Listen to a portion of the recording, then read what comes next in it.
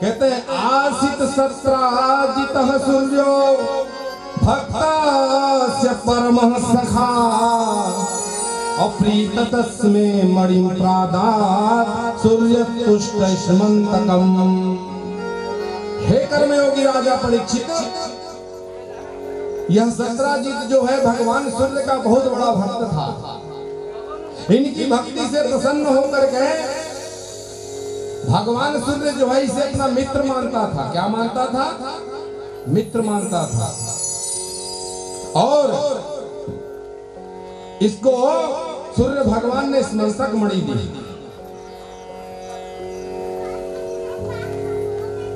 और उसी स्मंसक मणि को सतम त्रिभुवन मणि कंठे भ्राजमानो यथा रवि। चौथा श्लोक, भाजमानो यथा रवि अप्रविष्टो द्वारकाम राजस्तेजसा नोपलक्षिता।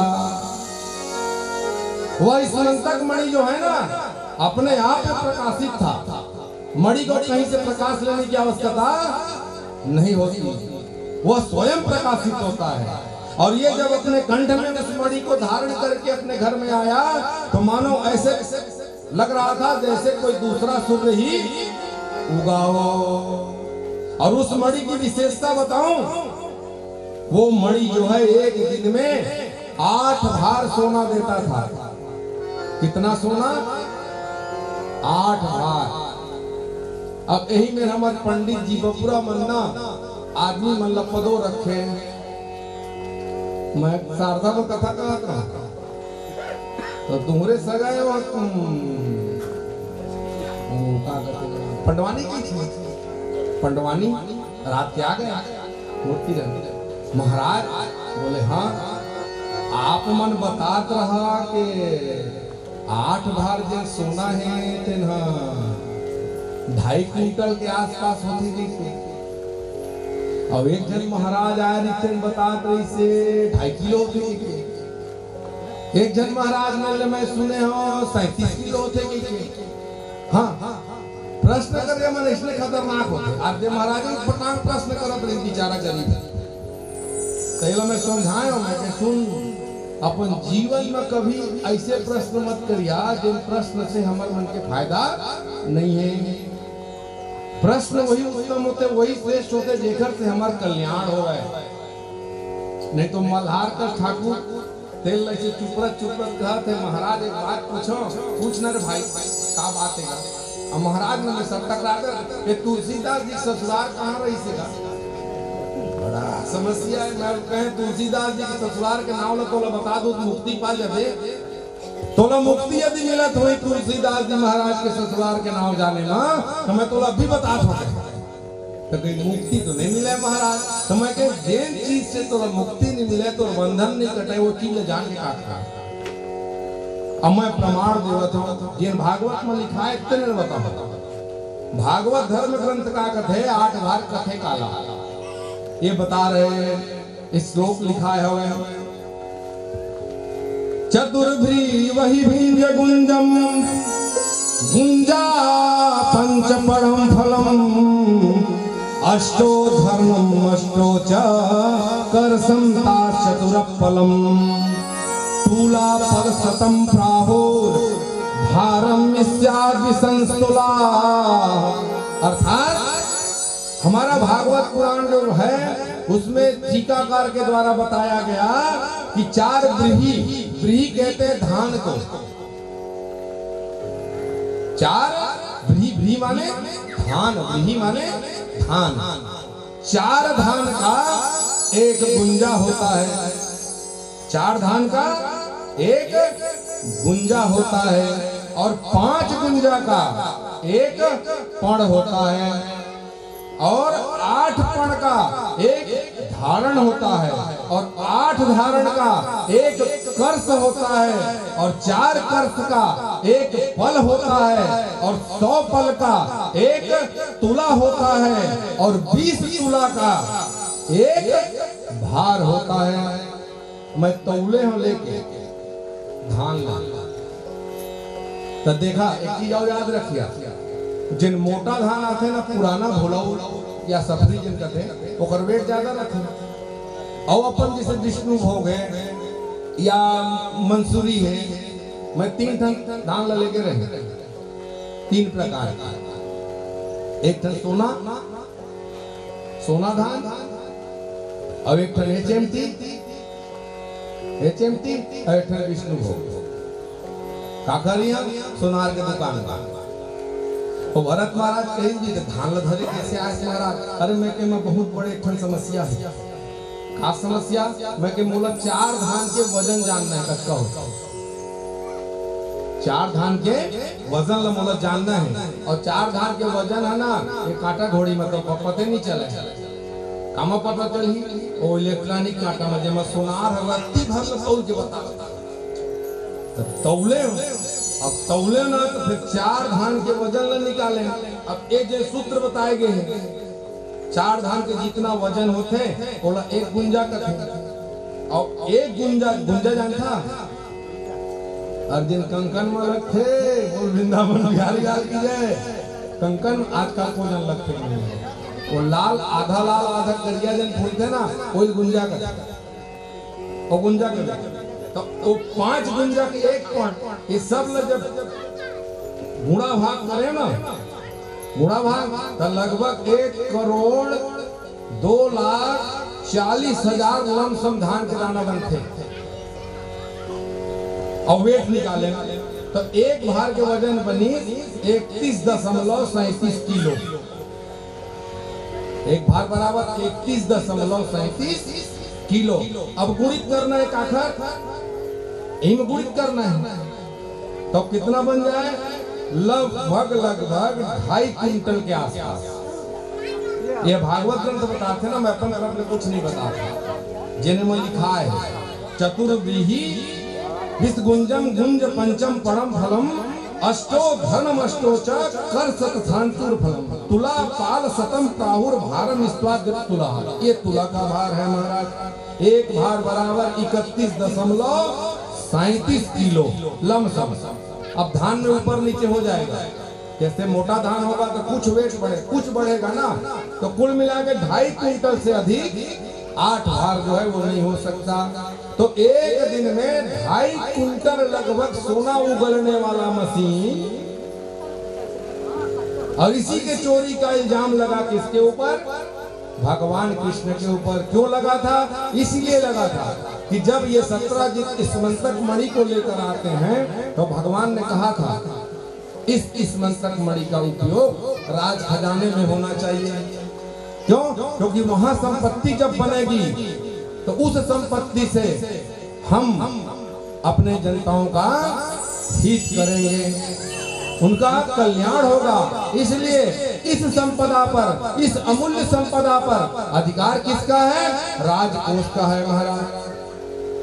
भगवान बोले थे, परंतु 17 जीत जो है महाराज वो नहीं देते।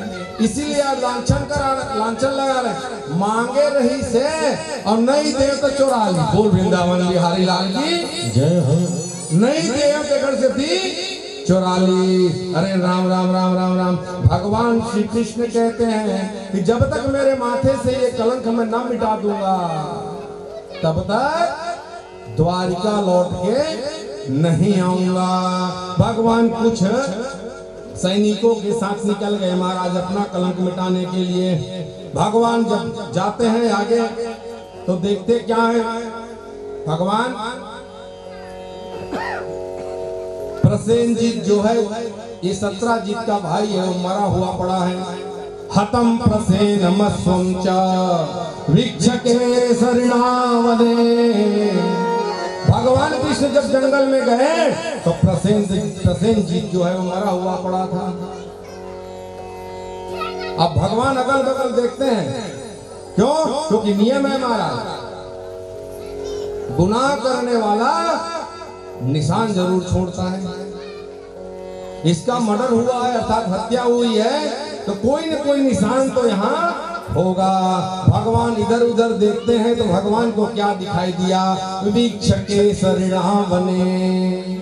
जंगल के सिंह जो है राजा शेर, उसी के पैरों का निशान जो है महाराज वहां था। भगवान को समझते देर न लगी। हो न हो इस प्रसेनजीत को सिंह ने मारा है और इसका मणि लेकर के महाराज वो सिंह चला गया। अब भगवान आगे जाते हैं, आगे जाकर के देखते हैं महाराज तो शेर भी मरा हुआ पड़ा है। वहां पर भगवान देखते हैं तो भगवान को क्या देखा, ऋक्षराज बिलम, अर्थात तो वहां पर सिंह के पास भालू के पैरों का निशान दिखाई दिया। अब भगवान उस भालू के पैरों के निशान को देखते देखते देखते देखते देखते देखते आगे बढ़ रहे हैं। आगे जब बढ़े तो एक गुफा था और उसी गुफा में वो भालू का जो पैर का निशान जो है वो बना हुआ था। अब भगवान जो है यहाँ अपने द्वारपालों से कहते हैं कि सुनो, 12 दिन तक देखना। कितने दिन तक? 12 दिन तक। अगर 12 दिन तक मैं ना दिखूं तो तुम सब लोग लौट करके द्वारिकापुरी चले जाना। बोले ठीक है महाराज, जैसी आपकी आज्ञा। 12 दिन तक हम यहीं रहेंगे, 12 दिन तक आपका इंतजार करेंगे, उसके बाद हम लोग चले जाएंगे द्वारिका। बोले ठीक है। अब भगवान जो है महाराज अंदर घुस रहे हैं, ऋक्षराज बिलम, उस बिल के अंदर, उस भालू के गुफा के अंदर भगवान प्रवेश करते हैं। तो भगवान देख जा रहे हैं, भगवान जाम्बवान बलिराम ये जाम्बवान जो है बहुत बलवान है महाराज, इसकी भुजाओं में बहुत ताकत है। प्रहार किया महाराज भगवान कृष्ण के ऊपर, झपट्टा लगा करके प्रहार करते हैं और दोनों के बीच में महाराज युद्ध जो है वो शुरू हो गया। 1 दिन 2 दिन 3 दिन 4 दिन 5 दिन 6 दिन 7 दिन करते करते करते करते आसित अष्टाविसाहम 28 दिन बीत गया। 28वें दिन ये सोचता है मेरे भुजाओं के सामने टिकने वाला कौन है ये? कहीं ऐसा तो ना हो कि मैंने भगवान श्री रामचंद्र जी से एक बार कहा था कि प्रभु मुझे आपकी भुजाओं की ताकत को देखना है और इस जन्म में तो मैं उसे देख नहीं सकता। तो भगवान ने कहा था जाम्बवान से कि हे जाम्बवान, द्वापर में जब ना अत्याचारियों के विनाश करने के लिए जब मैं कृष्ण रूप में आऊंगा तो उस समय मेरी भुजाओं का जो बल है ना तुम्हें देखने के लिए मिलेगा। हो न हो महाराज, ये राम ही है। और दोनों आंख को बंद करते हैं और जैसे ही दोनों आंख को बंद किए महाराज और अपनी भीतर की आंख से जब देखते हैं, अर्थात भीतर का आंख मतलब श्रद्धा का आंख, जब तक श्रद्धा का आंख खुलेगा नहीं तब तक हमें दिखाई देने वाला नहीं है, क्योंकि सत्य का दर्शन केवल श्रद्धा की आंख से हो सकता है, मन की आंख से होने वाला नहीं है। मन संदेह करता है कौन जनी आए कि नहीं, कौन जनी आए कि नहीं, ये मन की आंख है। तो श्रद्धा की आंख से महाराज जैसे ही इन्होंने देखा तो भैया राम कृष्ण में तो अंतर नहीं है, राम कृष्ण दो एक है, अंतर नहीं में, रत्ती भर अंतर नहीं है महाराज राम और कृष्ण में। जैसे ही आंख बंद करते हैं इनको दिखाई दिया। ऐसे भी एक कहानी और है, कहते हैं बाबा तुलसीदास जी महाराज एक बार वृंदावन गए और बाबा तुलसीदास जी राम जी के परम भक्त हैं, राम को ही अपना इष्ट मानते हैं, राम को ही सब कुछ मानते हैं। ऐसा कहा गया, संतों के द्वारा लिखा गया, बताते हैं लोग बात कि जब वृंदावन गए तो वहां भगवान बांके बिहारी की तस्वीर है, जो टेढ़ा पैर करके हाथ में बांसुरी लेकर के, एक बड़ा जोरदार परंपरा है। वहीं वहां पे बांके बिहारी जाओगे ना तो पर्दा जो है ना वो तत्काल फिर बंद होता है, फिर खुलता है, फिर बंद होता है, फिर खुलता है। कहते हैं अगर उसको खोल के रख देते मूर्ति भाग जाते हैं, कहते वहां के लोग बताते हैं। इसीलिए ना उसको ना फिर दिखाया जाता है, फिर बंद। साल में एक बार बस वो ना भगवान जी कुछ काल के लिए खुले रहते हैं, एक साथ, केवल 12 माह में एक दिन बस। और उसके बाद प्रतिदिन आपको 2 मिनट से अधिक दर्शन करने के लिए नहीं मिलेगा। तुरंत पट बंद करते हैं, पट बाहर करते हैं। उसका भी कहानी है।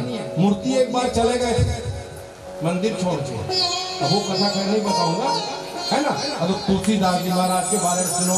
तुलसीदास जी महाराज गए तो महाराज जी का मन न लगे, भाव जागृत हो गया कि कैसे मस्तक झुकाऊं।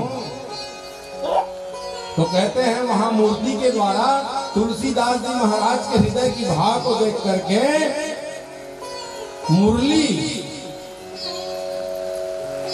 को भगवान छोड़ करके धनुष बाण लेकर के खड़े हो गए थे। मुरली मधुर दुराई के हाथ लियो धनु धारी। तुलसीदास जी महाराज के प्रेम में भावार्थ हो करके वह भगवान की मूर्ति जो है महाराज, ठीक उसी प्रकार से आज जामवन के मन में यह ख्याल आया कि हो न हो ये वही है। तुरंत पहचान गए महाराज और पहचानते ही दंडवत प्रणाम करते हैं, दंडवत प्रणाम करते हैं। इति विज्ञात विज्ञानम मृक्ष राजान मचच्युतः अव्यजहार महाराज भगवान देवकी सुतः। हे प्रभु, मैं आपको जान गया, आपका अवतार हो गया है। आप देवकी के ही वो पुत्र हैं जो मेरे आराध्य हैं। तत्काल दंडवत प्रणाम करते हैं और प्रणाम करने के बाद बोलते हैं मणि हे तो रिह प्राप्ता। ये रहा मणि, आप मणि संभालिए, परंतु मेरा भी एक प्रार्थना है। अरे मणि की शोभा तब है जब सांस में रत्न भी हो। बोल भक्त वत्सल भगवान की। मणि की शोभा कब है? जब बोले सांस में रत्न हो। तो भगवान इधर इधर देखे, रत्न कति बर है देखे अगल बगल, तो कहे कहाँ है रत्न? बोले हवा ना, तो हो ना जबर जबर मुंह का भलुआ के गा। भगवान की बोले मणि है ना हमारा। बोले कहाँ है? बोले आ तो दूरी यदि हो ऐसे कहे धाम बढ़ती आई क्या ऐसे ऐसे कर। अब भलुआ अपन स्टाइल में तरह नहीं गा, भलुआ अपने स्टाइल में नहीं ना, आइस भालू रूप में यही है रत्न है महाराज के। धर्म ग्रंथ कहता है कन्या रत्नम जायते। कन्या को रत्न कहा गया है। कन्या को क्या कहा गया है? रत्न कहा गया है। और ये मेरी बिटिया है। मणि भी आप स्वीकार कर लो और इस कन्या को भी आप स्वीकार कर लो। अपन मन के तरह से भगवान दूसरिया भी आओ। मैं क्या बताया पर एक भी शादी परमात्मा जो है परीक्षा से नहीं करते। ध्यान से सुन जाओ। फिर बाद उंगली उठा भगवान कृष्ण के ऊपर माँ के 16,108 पत्नी भगवान रखे। महू 5 रख लू उसका हो आदमी कहा था। एक भी दूसरा भी हालत कौन करवावत है? जामवान बोले थे कि महाराज इस रत्न की शोभा, मणि तो आपका है, ले जाओ इसको, बल से आप जीत लिए मुझे। लेकिन महाराज इस रत्न को मैं आपको समर्पित कर रहा हूँ। और जैसे ही भगवान जो है उस जामवती के हाथ को स्पर्श करते हैं महाराज, जामवती जो है दिव्य हो गई, सुंदर हो गई। क्योंकि जैसा करोगे संग वैसा चढ़ेगा रंग। भगवान का स्पर्श प्राप्त करते ही वह जामवती जो है तो भालू की बिटिया, परंतु भगवान के स्पर्श के प्रभाव से रूपवती हो गई महाराज। और जामवंत जी महाराज और उसकी बिटिया दोनों कहते हैं आते जाते रहना, आते जाते रहना और हम पर कृपा बनाए रखना। जब तक हमारे इस शरीर में प्राण हो महाराज, तब तक आप हमें अपने से अलग मत करना। इतनी कृपा सांवरे बनाए रखना, इतनी कृपा सांवरे बनाए रखना। मरते दम तक सेवा में लगाए रखना। कृपा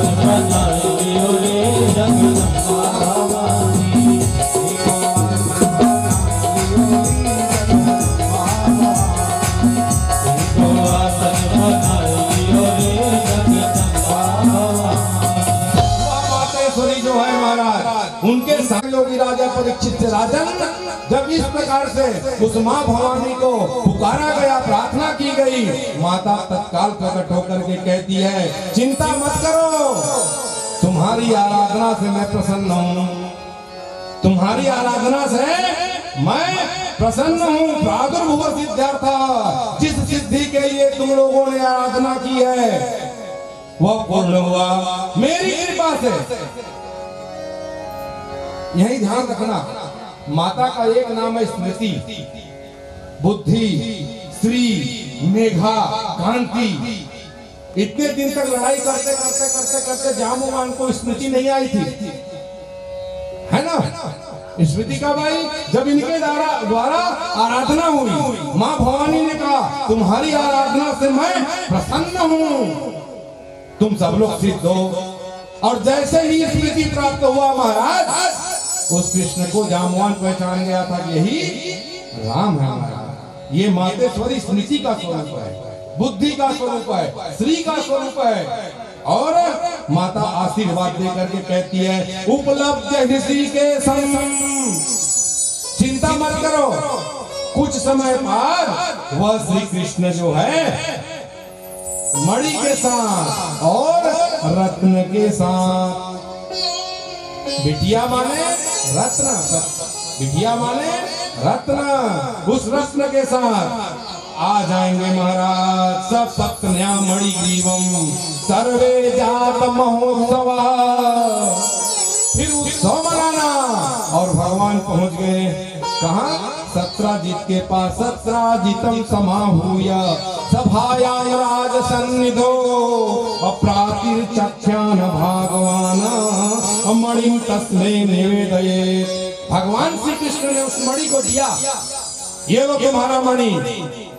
मस्तक झुक गया हमारा, क्योंकि अपराधी जो होता है ना वो नजरें नहीं मिला सकता। जैसे कोई चोरी कर ले तो उसका टोनी ही के साथ आँख ही नाचते, अब कैसा नाचते नहीं पता रहा। जिन अपराध बोल रहे थे दूसरा अहित पहुंचाए के जैसे भीतर में भाव डाले थे, ओकर आँख जो है स्थिर नहीं हो। हमारे वकील साहब मतलब कहीं हमें चीन डाला था, ओकर बाद भी लड़ते तो बचा दो, चिंता मत कर, भले अपराधी खबर।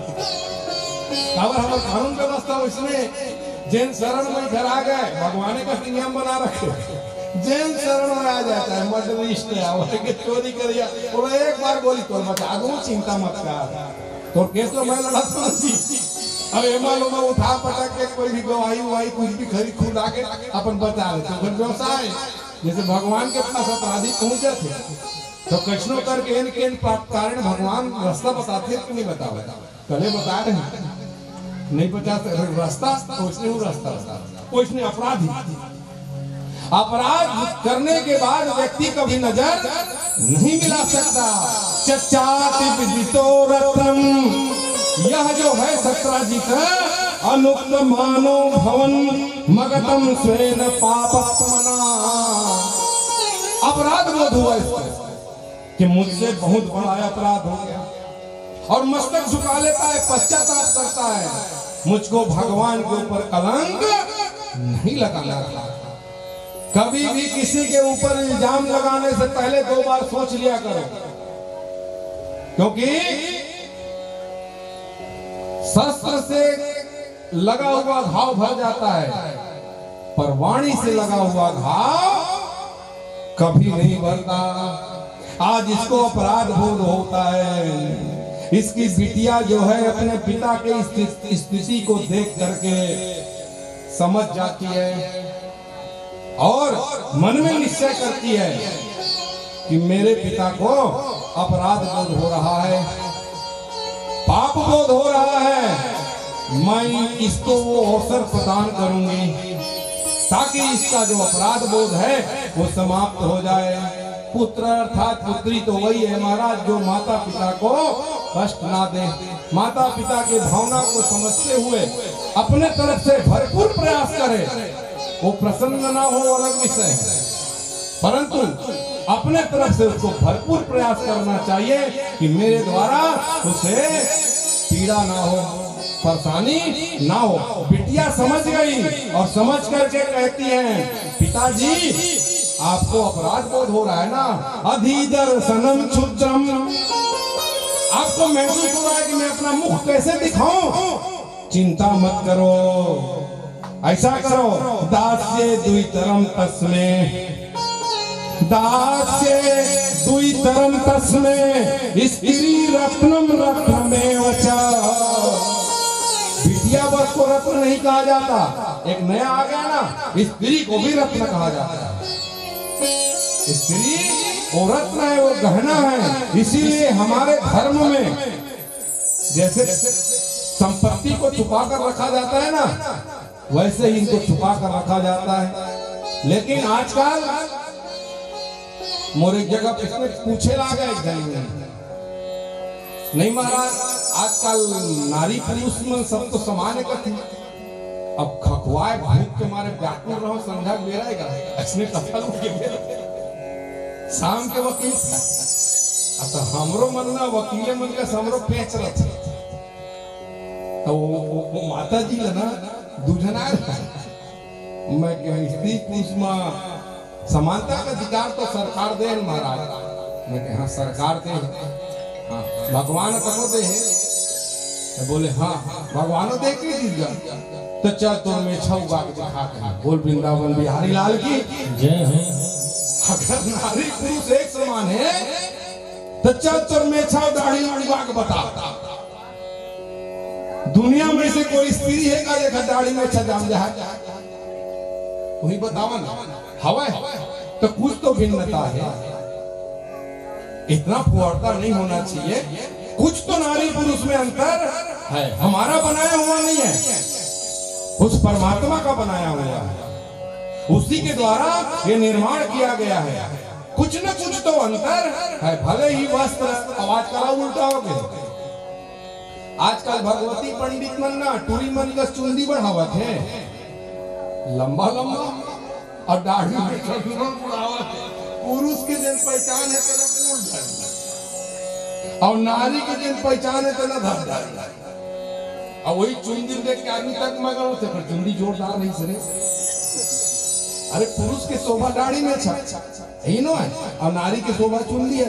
तो नारी मन को उल्टा का करा थे वाला मुड़वा चुंदी मुड़ाए शुरू कर दी कौन, और का कहते फैशन है, ऐसा नहीं महाराज। हमारा धर्म ग्रंथ तो हमें सिखा रहा है स्त्री क्या है, बोला स्त्री रत्नम रत्नम में बचा। उस बाजार में मिलने वाला जो रत्न है वो नहीं, रत्नम में बचा, उस रत्न से भी श्रेष्ठ है।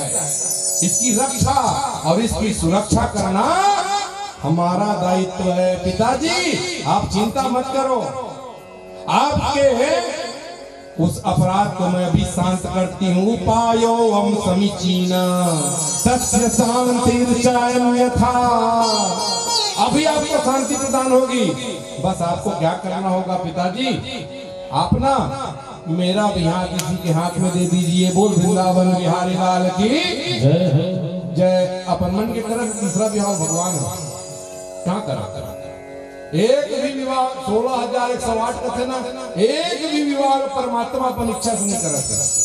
पहली वाले का कही, जो नहीं लई हो खबर हमारी, अब वतन त्याग शपथ तुम्हारी। हे गोविंद, यदि आप हमारा खबर नहीं लोगे तो अपना प्राण हम त्याग देंगे। भगवान तत्काल पहुंच गए रुक्मिणी का विवाह करने के लिए।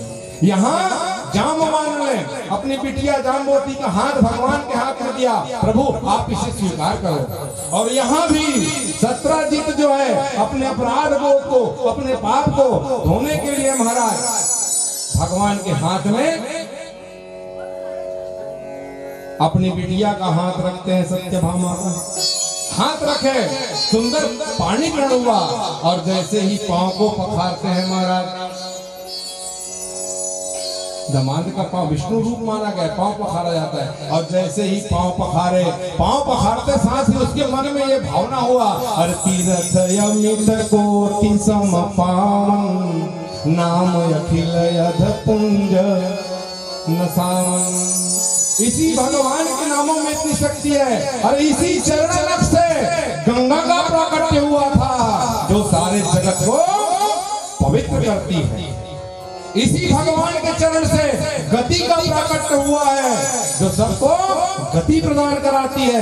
इसी चरण से भक्ति का प्राकट्य हुआ है जो सारे जगत में आकर के भगवान को भी अपने बंधन में बांध लेती है। इसी चरण से सेवा धर्म का प्राकट्य हुआ है। आज मैं धन्य हो गया इस भगवान के चरणों को पखार करके। मेरा ताप पाप संताप सब मिट गया महाराज। और कहते हैं प्रभु ताम सत्य भामा भगवान प्रेयम, हे प्रभु आप इसे स्वीकार करो। विधि पूर्वक भगवान श्री कृष्ण का तीसरा विवाह जो है वो हो गया। 56वें अध्याय में प्राणी ग्रहण हुआ और 57वें अध्याय में परछन उर्चन हुई। अब तो द्वारिका बनघारा है तो हो है परछन थोड़े कर दी। आइस महाराज सुंदर परछन करी। रुक्मणी के मुंह लो भगवान देखा है। दूजन लेके आए हो के चेहरा परिवर्तन रत्ती भर परिवर्तन नहीं है महाराज। आए रुक्मणी पता है कि कृष्ण आए का चीज होता है। इस चरित्र का इस लीला का पढ़ना सुनना और स्मरण करना तीनों बताया गया है। आख्यानम पठति पढ़ने से, सुन्योति सुनने से, स्मरेद स्मरण करने से। तीनों का पढ़ना सुनना और स्मरण करना अगर ये तीनों कार्य किया जाता है तो सब प्रकार की अपकीर्ति दुष्कीर्ति दूरितम पोहा यान्ति शांतिम। अपकीर्ति का नाश होकर के वह व्यक्ति पापों से छूट करके शांति का अनुभव करता है। ये इस चरित्र के फलश्रुति है। अब 57वां अध्याय तो भगवान के चरणों में समर्पित हो गया। 58वें अध्याय में भगवान का थोक में विवाह हो रहा है। थोक में मतलब 5 विवाह एक साथ हो रहा है एक ही अध्याय में। मैं नहीं कर रहा हूँ, श्री सुखदेव स्वामी खुद करते हैं। एक दिन की बात है, भगवान श्री कृष्ण जो है महाराज, भगवान श्री कृष्ण अर्जुन के साथ तत्रोपदिश्वा पित्वा वारि महारथो कृष्णो ददृशन्या चरन्ति चारु दर्शनम। भगवान श्री कृष्ण जो है अर्जुन के साथ यमुना के नदी के पास बैठे हुए थे। यमुना जल का पान कर रहे थे। उसी समय भगवान को कहीं से आवाज सुनाई पड़ा। भगवान अर्जुन से कहते हैं अर्जुन जा करके पता लगाओ इतनी जोर जोर से उच्चारण करके कौन तपस्या कर रहा है। क्योंकि वहां पर बैठ करके एक स्त्री जो है भगवान का कीर्तन कर रही थी। नारायण नारायण भजवन नारायण नारायण नारायण भजवन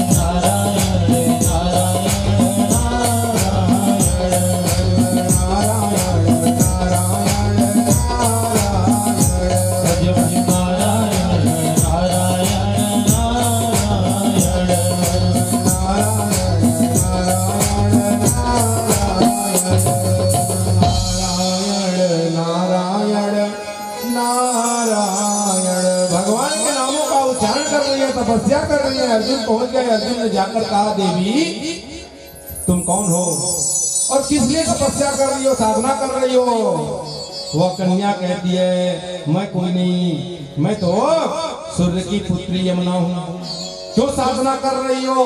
विष्णु वरेण्यम वरदम, भगवान विष्णु को पति के रूप में प्राप्त करना चाहती हूँ। तो बोले तुम्हारी तपस्या पूर्ण हुई। वो विष्णु यहीं पर विराजमान है जिसका नाम है श्री कृष्ण। और कालिंदी के साथ भगवान का विवाह हो गया। इसके बाद भगवान का विवाह जो है महाराज कालिंदी के साथ बढ़िया पानी ग्रहण हो गया। इसके बाद भगवान का विवाह मित्रवंदा से हुआ, नागमोजीती से हुआ, ऐसे कर सत्या के साथ हुआ। ऐसे करके इस अध्याय में भगवान का कितना विवाह हो गया 8। 58वां अध्याय भगवान के चरण में समर्पित। 59वें अध्याय में महाराज भगवान का थोक में विवाह हो रहा है। थोक का मतलब समझते हो? एकदम थोक गोदाम समझते। 16,000 इकट्ठा 16,100 के लिए। ये कैसे हुआ? तो बोले महाराज भौमासुर नामक दानव असुर प्रवृत्ति वाला व्यक्ति इन सब राजकुमारियों को महाराज कैद करके रख लेता है। भगवान जो है इस भौमासुर के अत्याचार से परेशान होकर के वहां पहुंचे। क्यों पहुंचे थे? इसलिए पहुंचे थे कि यही माता पृथ्वी जो है भगवान को बार बार कहती है प्रभु हरण करने आए हो, एक एक करके सबको निपटा जा रहे हो, लेकिन ये राजा तो और खतरनाक है क्योंकि 16,100 राजकुमारियों को बंदी बना रखा है। नमस्ते देव देवेश शंख चक्र गदाधर अभक्तो उत्पात रूपाय परमात्मा नमस्ते। हे प्रभु आप भूमि के भार को हरण करने के लिए आए हैं। नमः पंकज नाभाय नमः पंकज मालिने। इस प्रकार से 15-16 में स्तुति करती है। भगवान बोले चिंता मत करो अभी जाता हूँ। भगवान पहुँचे और पहुँच करके भौमासुर का पूरा विनाश कर दिए। और उसके बाद वो 16,000 जो राजकुमारियां हैं उनसे भगवान बोले अब अपने अपने पिता के यहाँ जाओ, तुम लोग मुक्त हो। राजकुमारियां कह रही हैं महाराज 35वें श्लोक में तत्र राजकन्यायां 60,000 यह जो 16,000 कन्याएं वो कहती हैं हे विधाता हे प्रभु हम आपको जानते हैं कि आप कौन हो। अब हम अपने घर जाएंगे तो एक तो हमारे माता पिता लोग हमें स्वीकार नहीं करेंगे, और चलो माता पिता स्वीकार कर भी लें तो हमें श्रेष्ठ वर मिलने वाला नहीं है। इसलिए भूयात पतिरयं धाता तदनोत्तमा। इसलिए आप ही हमारे पति बनो, आप विधाता हो, आप हमारी अभिलाषा को पूर्ण कीजिए। बोलो भगवत्सल भगवान की जय। गजब के बात लिखे रखेगा भागवत का पढ़बे ना इकट्ठे श्लोक में पढ़ जावे नवा बात में देखा ये मेरे भगवान का कही ठीक है। ओकर बाद इकर पालकी मंगवा थे कथेगा डोला कथेगा तो तुम ही मेरे बतावा एक घंटा डोला मतलब पूरा गांव उजड़ जाते, गली पूरा पेका पेक हो जाते नहीं हो जाते। 16,000 डोला लगी लाइन में। अब भगवान बोलते हैं सब राजकुमारी मल्ला ता प्रणिहोर